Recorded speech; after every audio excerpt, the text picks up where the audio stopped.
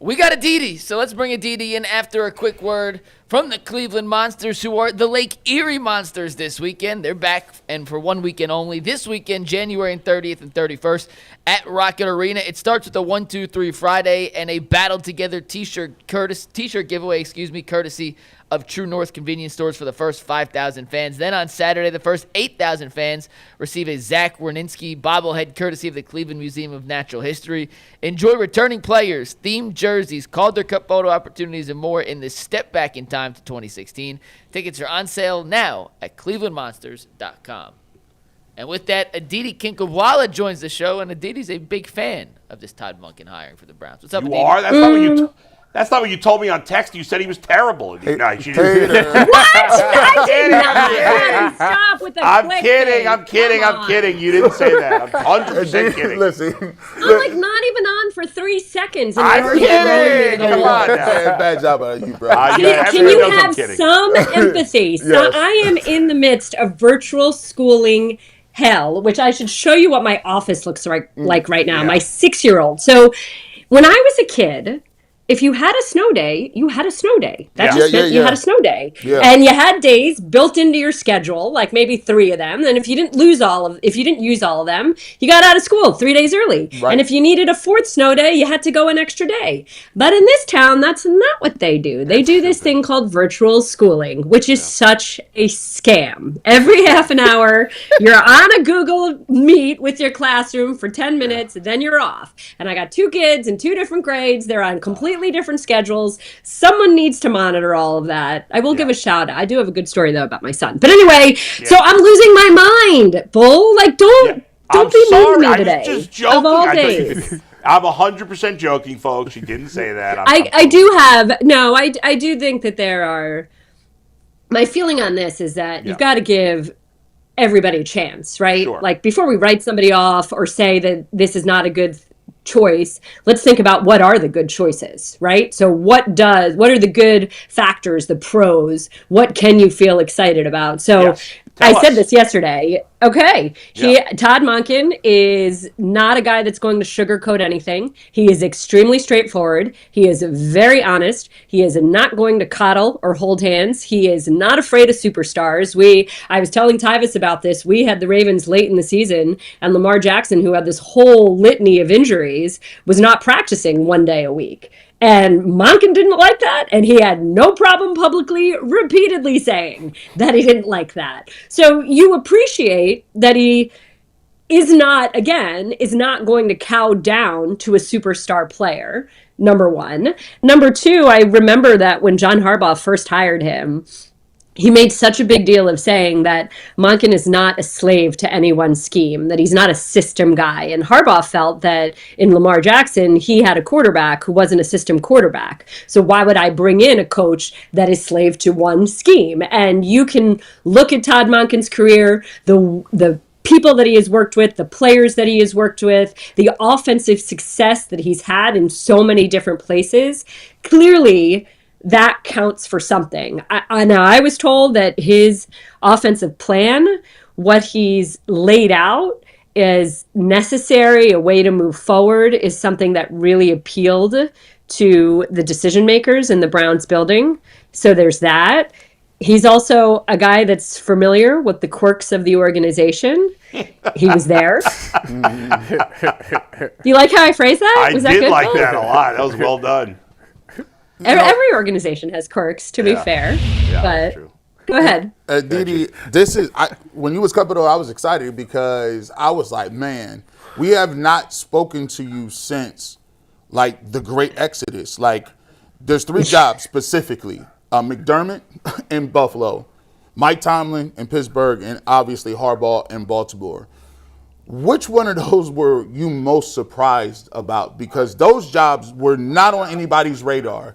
And all of a sudden, one day, boom, boom, boom, boom, boom. Well, it might not have been on my radar, but what were your thoughts on those moves and kind of the AFC getting reset with coaches? McDermott, I think, was most surprising to me. Harbaugh, we'd been hearing for a month-ish that this was a possibility. And Maybe that was actually most surprising to me. I don't know. It's hard. They were all to some degree. Mike Tomlin, there had been quite a bit of talk during the season.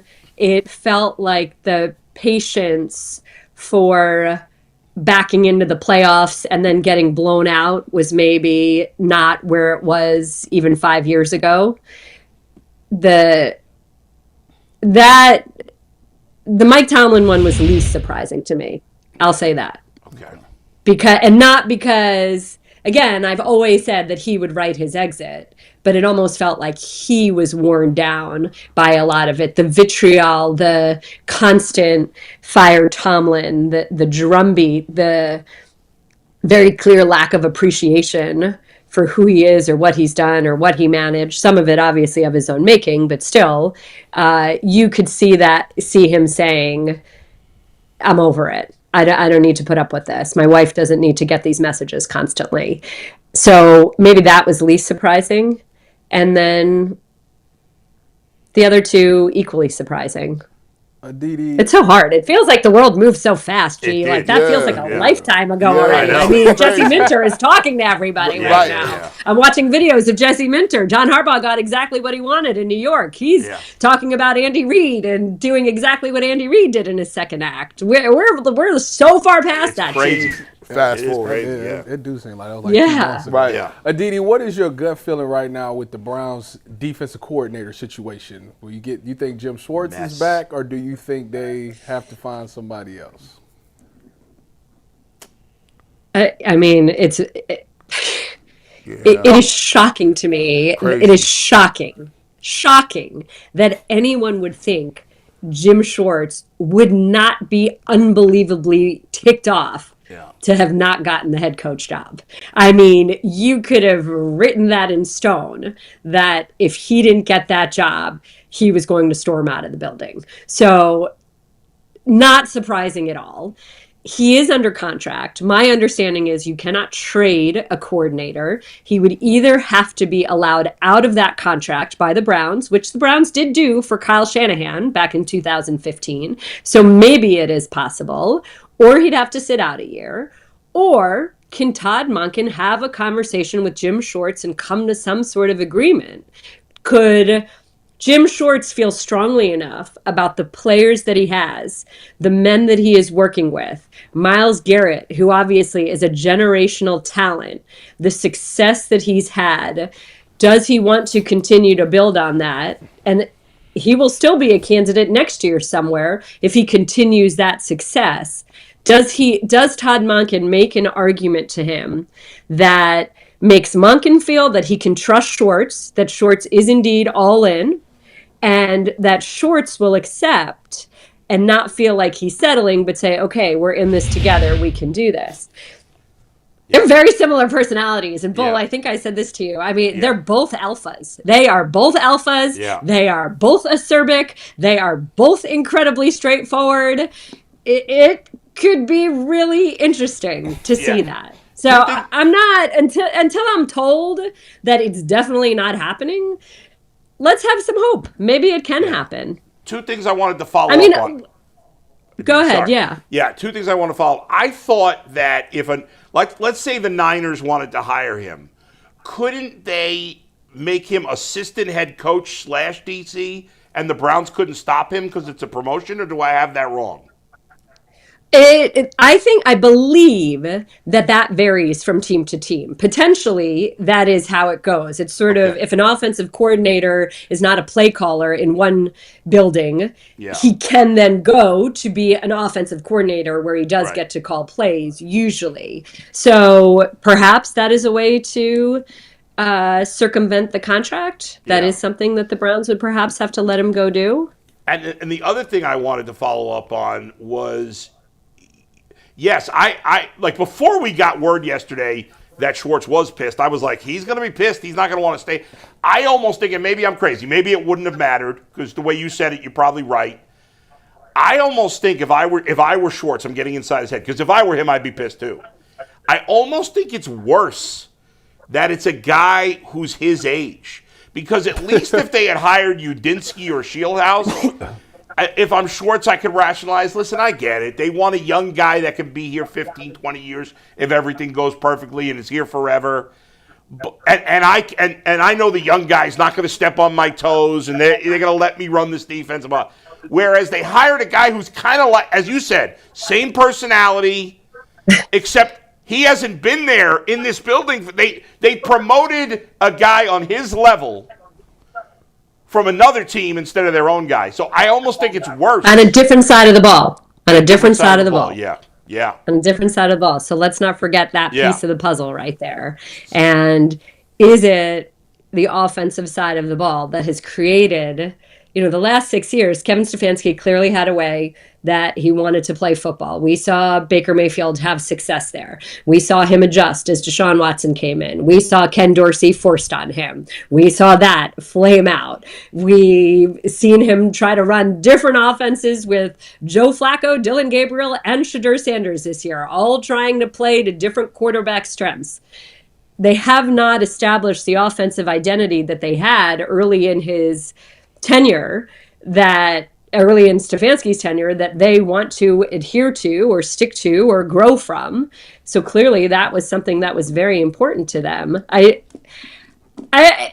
Let's see. I'm not, I'm remembering Jim Schwartz say to our crew a few years ago about how much he wanted to be a head coach again, and how teams are so wrapped up in this idea of the next young, new, hot thing when these guys don't necessarily have experience. And Schwartz was openly talking about how much he's grown from the first time he was a head coach. Kevin Stefanski always gave him a ton of credit for how he was a resource to him, and how he didn't have an ego about saying to Kevin when he was a head coach with the Lions and he had handled a similar situation incorrectly.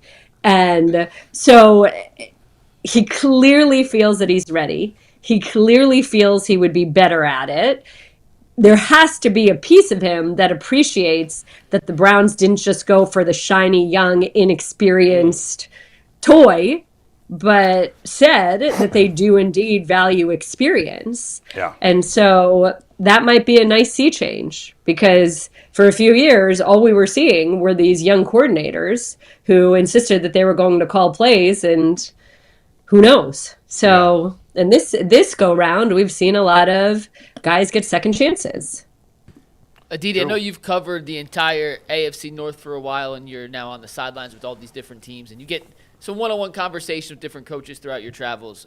What can you tell us about Todd Monken? I know you said he's straightforward, no nonsense, he's not going to sugarcoat anything, but have you ever had an experience with Todd Monken in a one-on-one conversation that you could kind of give us a little insight into the man that may be taking over this Cleveland Browns organization? I mean, he's funny. He's really, really funny. I'm trying to think of a clean story. I'll tell the John Harbaugh story. So John Harbaugh's brother-in-law, Tom Crean, was at Georgia, and Harbaugh had fired, I guess, Greg Roman it was, and was looking for a new offensive coordinator. And as I told you, he was the hot thing at the time was hire somebody from the Shanahan, McVay, that whole tree. And again, like I just said, he felt he didn't want a system guy because he doesn't have a system quarterback.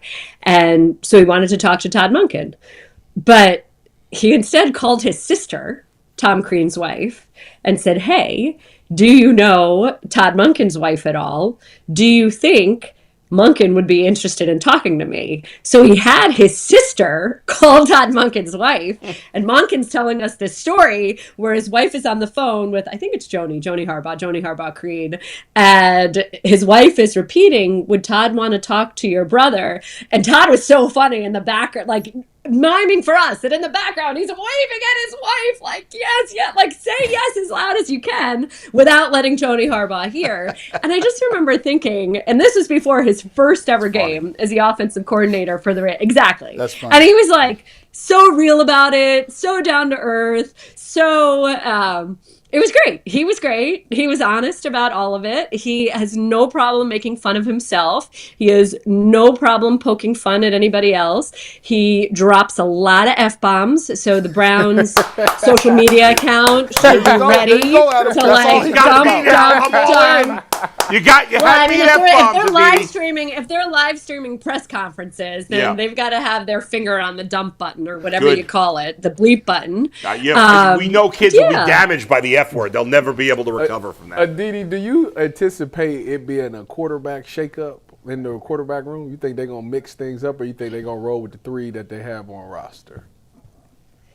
Well, I think that is clearly a decision that will have to be made as Todd Monken comes in and he and the general manager, Andrew Berry, sit down and discuss what they feel they have and what their possibilities are and how healthy Deshaun Watson is. I think it's still, what is today, January 29th? It's still a bit early to have that conversation. Are you telling me you're ready to roll with one of those three? One of those three is what you feel the franchise needs? I'm not convinced any of the guys are, for me personally, are the answer, but I don't see anybody else the Browns could get as the answer either. So I personally would give Shedeur Sanders a shot.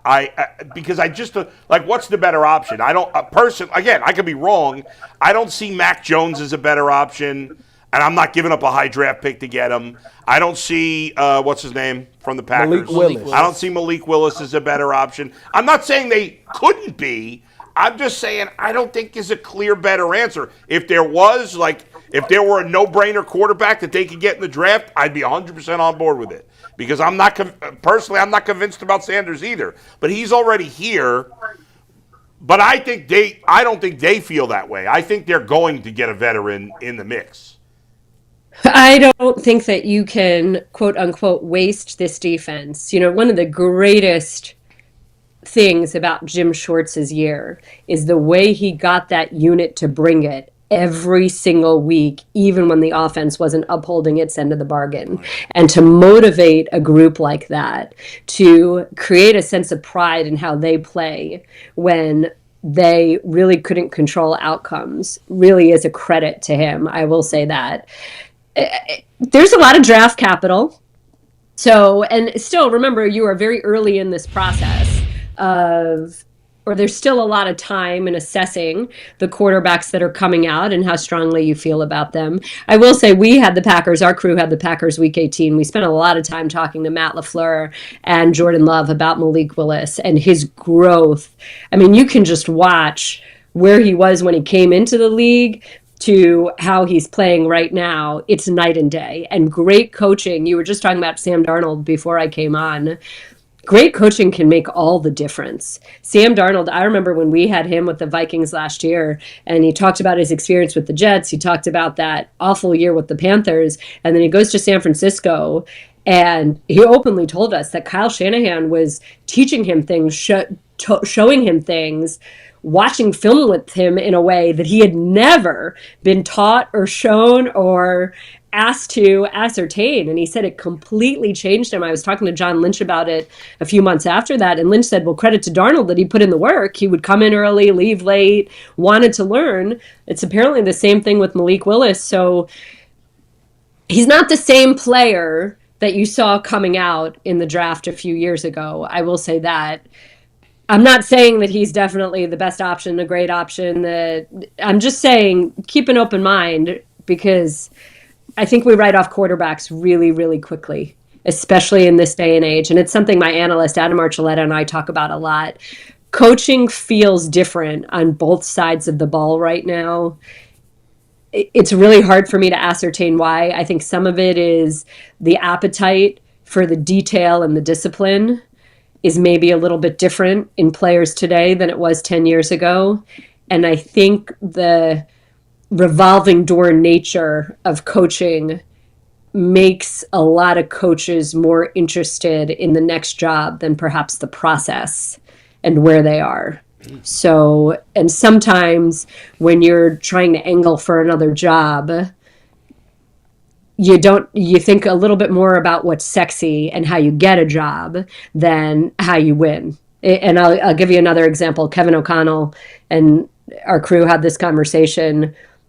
Kevin O'Connell got the job in Minnesota on this idea of being really explosive. And with J.J. McCarthy, you just had to run the ball a lot. You had a rookie quarterback who, I mean, he was for all intents and purposes a rookie.